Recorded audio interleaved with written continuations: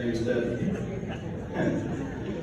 Hello, my name is Wilkins, and I'm a fifth-year graduate student on the swim team, as well as this year's Student Athlete Advisory Committee president. And in presidential fashion, I decided to wear a bow tie today just for you. Thank you, President Hemphill, Doc Sealer, and to everyone here today that helped this happen and helped us compete in the sports we love. When I first stepped on the ODU's campus, I knew that I made the right decision. A scrawny kid with everything to prove, ODU provided everything for me. A great education paired with a driven swim team. However, I struggled that first year.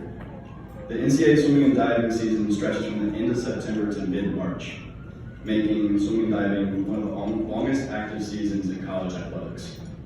That was something I was not prepared for. This was the biggest test for that first year. Swimming 17 hours a week and lifting 3 was foreign to me, numbers I never came close to training in high school. My body was constantly tired, therefore I focused on one thing, academics. I did what I had to do to elevate myself in the classroom and achieve the best grades I could. I made it to the rest of the season with decent times and great grades. However, I knew I could do better. The summer between my freshman and sophomore year, something changed. I knew I was able to apply myself in the classroom and get good grades, so I put everything I had into the pool and the weight room to be as prepared as possible when the fall season started. Things could have been better. I was still achieving the grades I expected of myself and surpassing any expectations of myself in the pool. It wasn't until after our annual training trip in Florida and the team got back to school on January 2nd that I realized something wasn't quite right. And in typical practice, a swimmer will do between 150 to 200 flip turns. On January 4th, 2019, I couldn't even do one. I had an intense shooting pain deep within my right leg as I would try to do a flip turn. To mend practices, I would have to mend them in order to even just get into the pool. I started to realize as the weeks progressed ever closer to the conference championship that no amount of stretching would alleviate the excruciating pain that was sent through my torso and my leg. So, when the time came to perform at the conference meeting, I did what I did best at the time. Took a few Advil, forgot about the pain, and beat the person next to me. However, although seemingly effective at this point in my career, I knew this mantra couldn't last for that long. It was during the summer of 2019 I realized my hip was something more than just a pulled muscle. It needed serious attention. It turns out I tore my labrum in my right hip, which is the connective tissue between the ball and socket of the joint. An issue that time and excessive swimming only further exacerbated. I needed surgery, and I needed it back in January. The severity of the journey I was about to embark on became ever more clear as the days grew closer and closer to the surgery date. I began to realize that I would be out of the sport for a year, not being able to practice or compete, which would be by far the longest hiatus of swimming I would have encountered since committing myself to the sport back in high school. It was like moving out of your childhood home. It didn't and couldn't seem natural. I had so many emotions running through me leading up to surgery, and I didn't know who I could confide with. So I decided to write my future self, the only person who knew how I came out, and if it was all worth it. Days before my scheduled surgery, I wrote this. Dear swimming, you are my biggest nemesis and my biggest friend. You've helped me cope with stress when it stressed me out. You anger me, you excite me, you make me sad, you make me happy. There's not enough that I can say to describe our relationship. It's complicated. You've helped me find my best friends, friends I know will stick with long after you're gone. You've shown me character, and you've shown me the opposite. You've proven me never to doubt someone who seems lesser than myself. You've taught me to show true sportsmanship, and to accept defeat with humility, maybe one too many times. You've shown me who to look up to, and who looks up to me. You've taught me how to be respectful. You've challenged me, and challenged me, and challenged me. You've dared me to go faster, harder, and stronger. You've beat me down many times, but after each time you taunt me, telling me to get up and fight back. Every year you set new standards I had never met before. You've destroyed my body time and time again and pursued those objectives, but my mind has never faltered. It's the reason I am where I am today. Without its headstrong nature, I would never be able to experience your brutal, amazing journey. You didn't come without sacrifices, not being your family, excusing myself from friends, and giving away my health in an attempt to better you. My health was held up for 13 years until you got better at me, and you beat me on a simple task that I asked my body to do at hundreds of thousands of balls. You broke me down and made me swim differently. I've had to work around the difficulties that you brought to me, only because my mind does not know how to quit, and that will never change.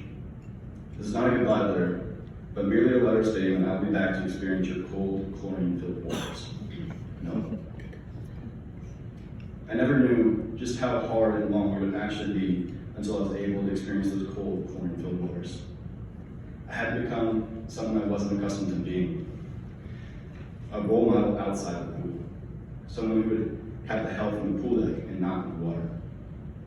That never deterred me from doing my best to get back in the water as soon as possible. Many aching days proved to me that recovery wouldn't be easy, it wouldn't be fun, but maybe, just maybe, it would be worth it. I had to rely on others for support in those first few weeks. Without the enormous help from my parents, my girlfriend, and my roommates in the following days of surgery, the recovery process would have been unbearable. Once I was able to walk again after 6 weeks of agony on crutches, I was finally able to get into the pool, into the comfort of the frigid water. The first steps were rudimentary, although by the beginning of March 2020, I was finally ready to get up and race, an adrenaline rush I hadn't felt since the summer of 2019. However, the world had different plans. The pandemic floored any possibility of competition, which brought me home to train like never before. If I were made to come back to the sport and make the surgery and suffering worth it, I may as make the comeback an exciting one. However, months back, the pandemic's effect was still in place. Countless positive tests and contact tracing forced our only competition of the 2020-2021 season to be our conference championship. What a place and time to be welcomed back to the sport. It was a welcome back I could have never dreamed of. I set all personal bests and even won the 100-yard freestyle, things I would have never thought I could achieve. However, one more goal loomed above me, Olympic trials. The meet I've always dreamt of making, a meet that requires its competitors to prove themselves in order to end up on the world stage in Tokyo.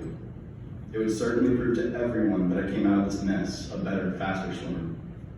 I was given one single chance, a USA Club swim meet at West Virginia University, that due to COVID protocols, no ODU coach would be allowed to come and support me. There was a chance that I could conquer on my own. That meet showed me the importance of a team, and how someone to help on the pool deck, the mere person I was just a season ago, could be so influential. I missed Olympic trials by 19/102nd. Those 19 ticks of the clock haunted me all summer, and they continued to haunt me still. But I know now that being back with the team, I have unmatched support, something I will never take for granted again. As I neared 2 years since my surgery, I once again wrote a note. Dear swimming, thank you, thank you, thank you. I have no idea where to start, but you've given me so much of the 17 years I've known. Being crowned conference champion, to falling short of Olympic trials, to being sidelined for practically a year and a half. I was able to learn and grow through each of these experiences. Learning to love the victories, learning to embrace the defeats, and learning to take advantage of any opportunity I'm given, because it may just be the last one I get. That's the biggest realization you've shown me over these past 2 grueling years. That I should be proud of each and every moment, because it may just be my last practice, my last dive, and my last finish. I've learned to like my good races and love my bad ones, seeing the improvements that can be made when we face each other again. I've learned to love the hard practices, seeing the never-ending impact these crucibles have on my performance and the team's bond. Bonds that every year seem to grow stronger and stronger, as with the exceedingly harder and harder practices. The respect you've shown me for my teammates is unmatched. They are the pillar to success and stay strong when the odds have been weighted against us. They are the reason for quality performance. It's thanks to my team, my family, that I was able to get in an even better position after my surgery. It's the team that finished first in the 100-yard freestyle at the conference, not Wilkins. It's the team that has brought the best and most influential memories, and I cannot thank you enough for the opportunity to be a part of and to lead this beautiful group. Again, thank you. Thank you for pushing me to limits I didn't know were possible, and for showing me just how much I can achieve when just the right people are there to help you through it. Can't wait until the next memory you have in store for me. Until then, no. I cannot express how grateful I am to be part of this team for an extra 2 years. 2 years that will undoubtedly bring joy, tears, and memories that will live on forever. This would have never been possible if 5 years ago, ODU didn't take a chance on that scrawny, narrow-minded kid, a debt that I'll surely carry forever. Thank you, Mom and family.